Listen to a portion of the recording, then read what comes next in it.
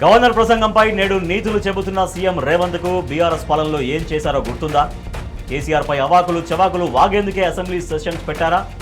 తెలంగాణకు చేసిందేమిటి? అసెంబ్లీలో చెబుతున్నదేమిటి? ప్రభుత్వ పనులపై ప్రజల్లోకి వచ్చి చెప్పే దమ్ముందా రేవంత్? అబద్ధాల రేవంత్ సర్కార్ను బరాబర్ ప్రశ్నిద్దాం. ఇంకెన్నాళ్ళు బీఆర్ఎస్ సర్కారు చేసిన అప్పులపై అడ్డగోలు ప్రచారాలు చేస్తారు? కేసీఆర్ పెంచిన సంపద, సృష్టించిన ఆస్తులపై ఎందుకు మాట్లాడారు? 15 నెలల్లో రేవంత్ సర్కార్ చేసిన 2 లక్షల కోట్ల అప్పులతో ఏం చేసినట్టు?